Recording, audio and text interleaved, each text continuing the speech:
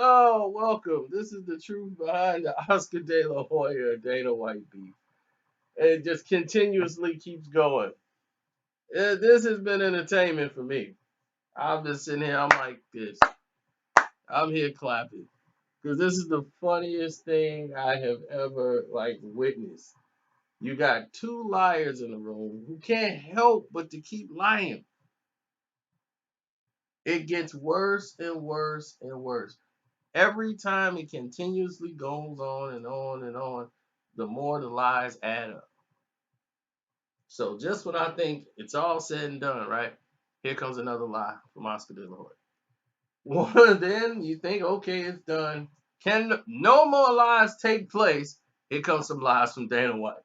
This has been the most fun I've ever had. It's like putting two liars in a room and they keep telling the truth about each other. So as the audience, we get to reveal and get to have all the truth revealed to us as they expose each other. They lie about themselves, but they telling the truth about the other person. It's hilarious on both sides of the fence. Now, these two used to be best friends. They loved each other. Dana White loved Oscar De La Hoya. That was the only guy he respected.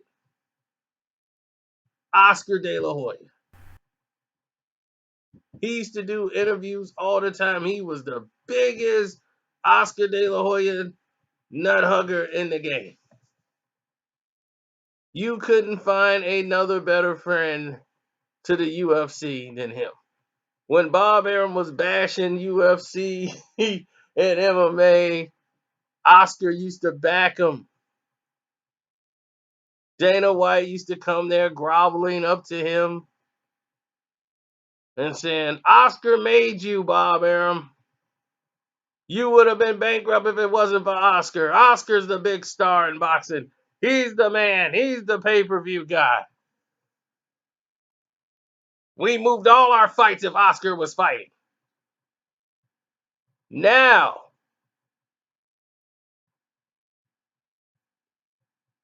Oscar's the bad guy?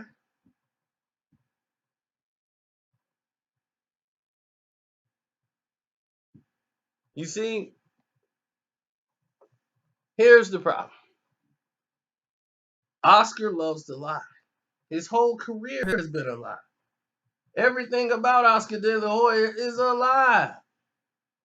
And all the other things that's happened in his past that he had in the closet that kept falling out of the closet, that's the truth about Oscar De La Hoya. That's the real Oscar De La Hoya. But what you seen in the public is the mask, and we got to deal with it. So we're dealing with the mask, the golden boy, that golden image. It's all false. Now, what has he done? He goes on the radio station and claims he's responsible for like Floyd Mayweather's career, Adrian Broner. My company has done all of these big fights with Canelo, and I've had Adrian Broner for like 25 of his fights. I took him with me over there. I built my company from the ground up by myself. I did not have help from the Furtadas. Oscar De La Hoya, you did not build your company from the ground up. You first opened up Golden Boy Promotions with the president of Telemundo.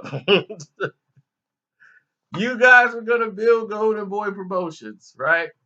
In two fights, you realized that the president of Telemundo doesn't know anything about the boxing business and cannot help you. So you right back, ran right back to Top Rank and start fighting with Bob Arum again. Then you got mad with him, built your career up fighting and having Golden Boy there, and had Richard Schaefer there as the guy who handles all of your business. And neither one of you knew what you were doing. Every time you could stand out on your own, you run back to Bob. So Bob Arum was there. Then you fell out with him when you felt like, okay, we got a handle on this thing. After the fight you did with Eric Morales and Barrera won, your fighter. Then you moved on and didn't want to have none of your fighters fight top ranked fighters anymore and started a Cold War that didn't need to be, but you did it. So for a whole period of time, you were building up your fighters fighting each other, fighting on cards, fighting on dates, getting people moved from here to there. As you getting all the lion's share of the dates, and now Golden Boy gets first right of refusal for a contract with HBO. You guys were kings. You guys were kings.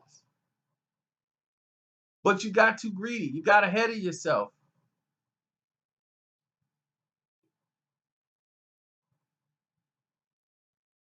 All you guys got greedy. And then it started to fail. In comes Al Heyman. Al Heyman and Richard Schaefer started running Golden Boy Promotions. While you was out dressing in fishnets and high heels, Al Heyman and them are running your company. Him and Richard Schaefer is making the company go. So Oscar, once again, is living in that false propaganda lie of his. You were building nothing.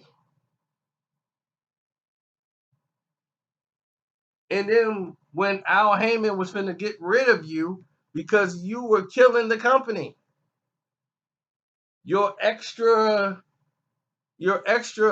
activities were starting to affect business. You're paying people off who's trying to extort you with photos and everything else. You're screwing up. You're going back and forth to rehab. You're screwing the company up. You were the only problem. The same standards your fighters were fighting under, you won holding.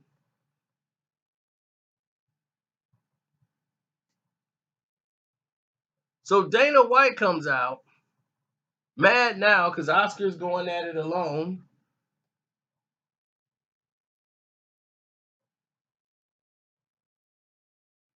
Him and Eddie Hearn links up to sign Canelo Alvarez to over $300 million guaranteed for 11 fights, which is basically, this is it for Canelo.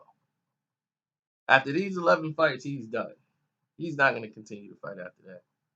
But he has guaranteed $380-some million, supposedly, according to Oscar. Now, here's where the disconnect comes in at. Dana White, who used to be the nicest person in the game, used to be very nice, very humble, very open to everyone. Anytime you need something from him, he was very accessible. He was eager for interviews for the smaller guy to the bigger guy.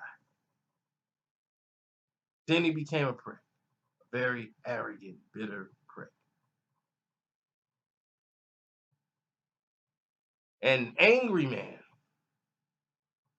Thought he was bigger than what he was. He thought, now I'm a character. Now people know my name. I'm Dana White, president of the UFC. Once people start noticing him, he started becoming a menace within the organization, running it like he was a mob boss. Firing people for no reason, sleeping with people's girlfriends, bringing in all the girls he's bringing in as the ring girls. He's sleeping with them. He's doing all kind of crazy activities, but claim he has morals. Totally buys out anybody who was competition. Now that Golden Boy said that they want to go start into MMA and take a look at it, and he was always backing MMA. They put together one fight with Tito Ortiz and Chuck Liddell. Fight should have never happened. All of a sudden, Dana White's the bad guy. Because he's like, look, these UFC fighters are not getting paid what they're supposed to be getting paid. That's true. They're not. Low money.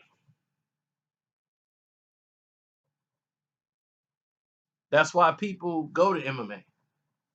People say it's so harder to do. No, it isn't. It's easier than boxing. It's much easier. It was like, how is it? In boxing, you can only use your hands. In MMA, you got to watch for a knee, kick, and everything. That's harder to do. No, it isn't. It's more harder when you have less. If I said I can give you 35,000 weapons to use, you got access to all these weapons, or you can just have one. Which one do you think would be easier for you? Of course, if you had a whole barrage of weapons to use, yeah, it'd be a lot easier. So I don't understand when they have that comparison. That always threw me off. So Dana sees Oscar now as a possible threat. The panic hits his face because it's egg thrown in his face because Chuck Liddell was his best friend. That was his guy. And Oscar got him back in the ring, and he makes it look like Dana White didn't pay Chuck Liddell. And his fighters, he can't control it. Bellator comes along and start making fights. Dana White fights have been terrible fight cards because he doesn't know what he's doing. The company had to be sold because they were doing so well that the Frittata said, you know what? We don't want the headache. Here, we're selling it. Because dealing with Dana White, who almost bankrupted the company 2 times, because he's wasting budget money that he shouldn't be spending, losing millions over in London. If it wasn't for the Ultimate Fighter, the UFC would be bankrupt right now.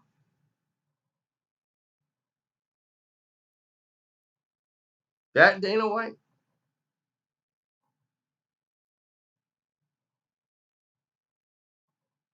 So he basically calls Oscar De La Hoya a coke head. He went really personal, attacking Oscar De La Hoya to the point where Oscar could sue him if he wanted to.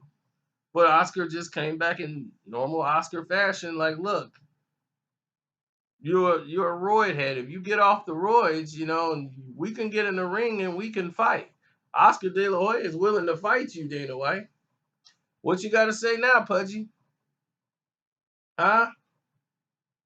You and Joe Rogan were taking something. We don't know what it is. Rogan came out and admitted that, yeah, he was on steroids for a while and he got off of them. But he was working out. You guys were all you motivated. You was on the fitness magazine. Thought you was doing something, huh? He was on in fitness. Dana White, UFC. Yeah. Then they started cracking down once people started dying and they start having domestic violence issues. See, this is what they're not going to tell you about. The UFC covered up so many domestic violence issues and suits that were going on that the government was getting ready to crack down on the UFC and made regulations where these guys had to be tested for steroids, especially after happened with the Chris Benoit situation from wrestling. All these sports, and that's sports entertainment, they had to be held accountable by the government. So the UFC, which was clarifying itself as a sport, once they started doing betting lines, yes, guys had to be tested. So all these guys with the super 18 packs and the punk pecs on top of pecs are now starting to show a little keg on the day of the fight. Before you couldn't find an ounce of fat on these guys. Now they got a little keg in there when they fight. Your pro wrestlers too, they not as cut as they used to be. They used to have muscles busting all out their neck. They all look like a He-Man action figure. Now it's all different. Everything changed. And Dana, who's not normally a gym guy, workout guy, knew he was going to go. And what happens when you start taking that stuff and you're not doing the workouts? It turns into blubber and fat. And that's why he looks like a pack of sausages or packages of hamburger patties put together.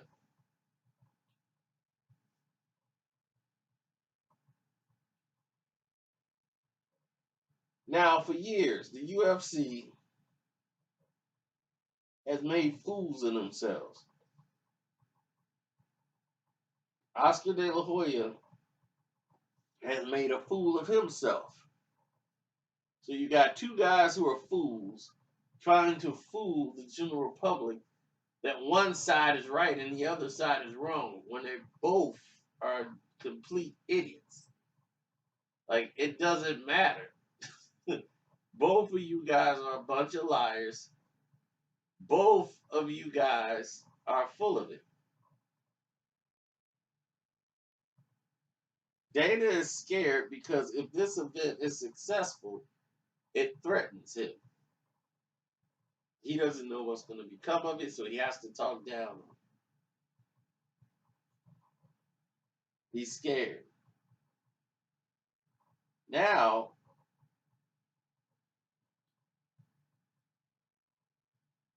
we have a situation where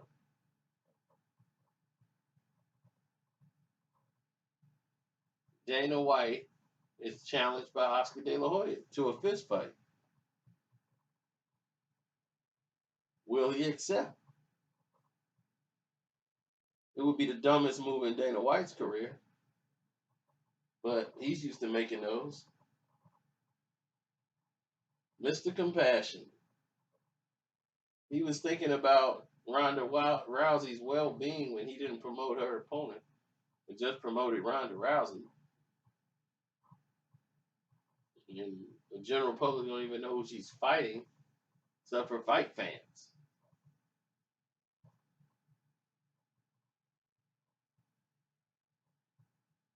But that's the kind of stuff Dana does.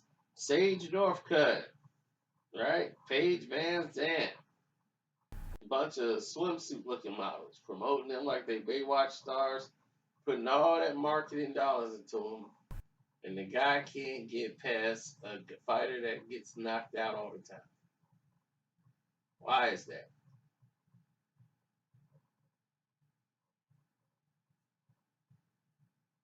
Bag of goods. All they are. They don't promote their talent and they fail the fighters. And Oscar's the same way. Golden Boy don't promote their talent the way they should. And this is the results of it all. This is the fallout. So if anybody ever needed to know the fallout of these situations, you're looking at it. You're watching all this stuff develop and fall out to something even bigger down the line.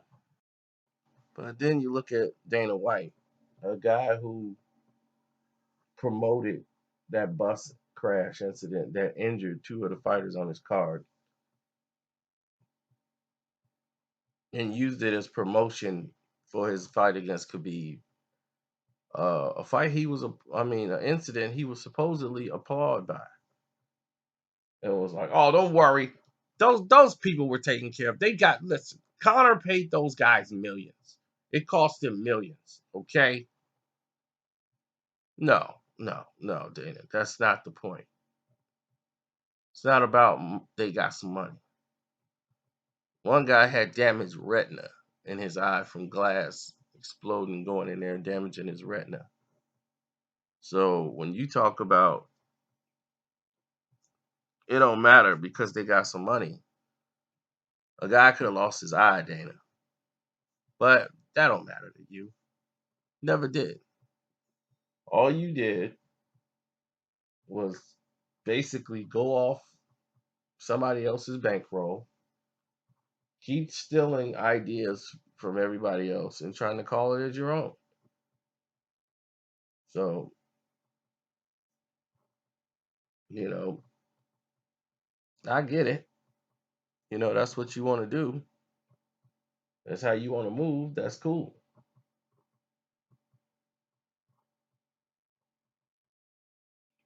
But anybody who threatens to make an MMA fight, he panics. He knows that the rest of the UFC fighters aren't getting paid that kind of money. They finally started paying some of these fighters a certain amount of money. and start giving them bumps and bonuses because they was ripping people off.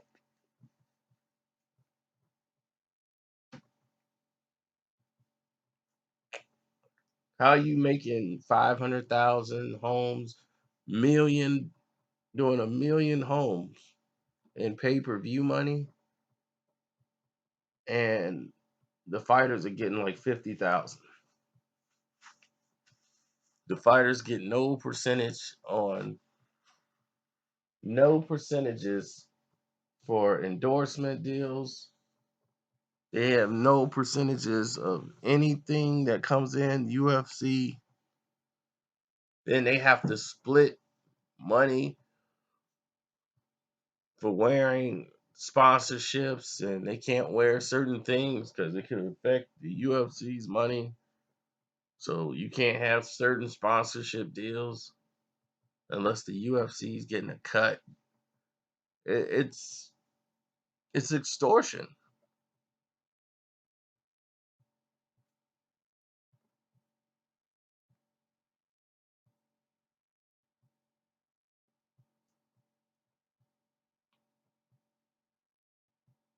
pure extortion. Then you look at the fact that Oscar's like, look, all this is childish. If I want to, I can come in and take over MMA. Boom, dropped it right on Dana's head. Told Dana, look, you can get off them roids and we can go fight.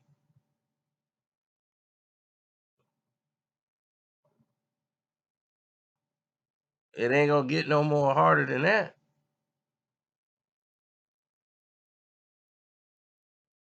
The man said, let's fight.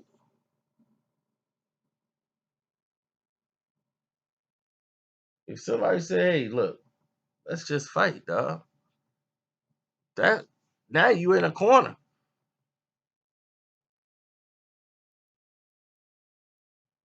What are you gonna do now?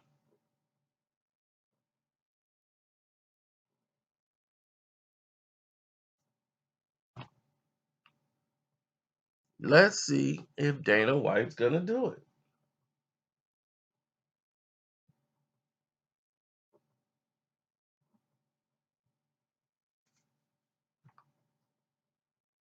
Watch, I can see them interviewing him right now.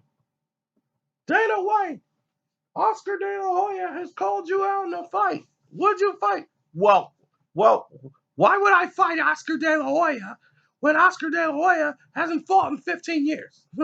I would probably hurt Oscar Delahoya, and I would want to do that to his career. I mean, he will come up with a way to spin it. It's Dana. But I tell you what I would do. I would put him in the ring with Conor McGregor. Oscar De La Hoya versus Conor McGregor in an MMA fight. Yeah, any day of the week.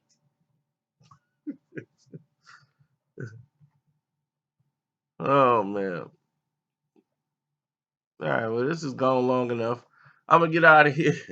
Hey, if you want to donate to the page, definitely click the link in the description box. It's your boy Carcino, man. I'm out.